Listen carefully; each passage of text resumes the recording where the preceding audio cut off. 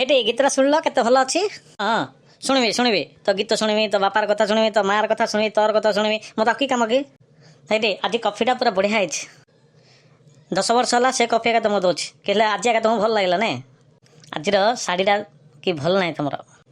ତୁମକୁ କେବେ ଭଲ ଲାଗିଥିଲା ଯେ ମୁଁ ଆକା ତୁମକୁ ଭଲ ଲାଗିଲିନି। ଆଉ ଶାଢ଼ୀ ଗୋଟେ ଲେଖା କି। କୁଆଡ଼େ ଯାଇଥିଲ ସପିଂକୁ? ଯଦି ଯିବାର ଥିଲା ମୋତେ କହିଲନି, ମୁଁ ହେଲେ ଆସିଥାନ୍ତି। ଓହୋ ସପିଂ ଗଲେ ହେଲେ ତୁମକୁ କହିବାର ଅଛି। ହଉ ମୋର ଭୁଲ ହେଇଗଲା। କାଲିଠୁ ଗଲେ କୁଆଡ଼େ ଗଲେ ସିଆଡ଼େ ତୁମକୁ ଧରିକି ଯିବି, ତୁମ ପଛରେ ବୁଲିବି। ମୁଁ ହେଲେ ତୁମ ପଛରେ ବୁଲି, ତୁମେ ହେଲେ ମୋ ପଛରେ ବୁଲିବ। ହେଇଟି ତୁମେ ଯଦି ଏମିତି ମୋତେ ଜବାବ ଦେବ ମୁଁ ଘର ଛାଡ଼ିକି ପଳେଇବି। ନା ତୁମେ ଘର ଛାଡ଼ିକି ଯିବାକୁ ହେବନି। ମୋ କଥା ଶୁଣ, ତୁମେ ଯାଅନି। କ'ଣ ପାଇଁ ସେମିତି ହେଉଛ? ସେମିତି ମୋର ପ୍ରତି କଥାରେ ତୁମେ ଜବାବ ଦେଉଛ। ମୁଁ କହିବାର ଅର୍ଥ ହେଲା ତୁମେ ଏବେ ଯାଅନି। ଏତେ ରାତିରେ ତୁମେ କୁଆଡ଼େ ଯିବ? ଗୋଟେ କାମଟି କର, ସକାଳୁ ଯାଅ, ଯୁଆଡ଼େ ଯିବା କଥା ଯାଅ। ହେଲେ ମୁଁ ଯାଉଛି। ମୁଁ ଆଉ କେବେ ବି ଘରକୁ ଆସିବି ନାହିଁ। ହଉ ଯାଅ, ଗଲାବେଳକୁ ଜାଗ୍ରତ। ସେଠି ଗଲା ପରେ ଫୋନ୍ କରିବ।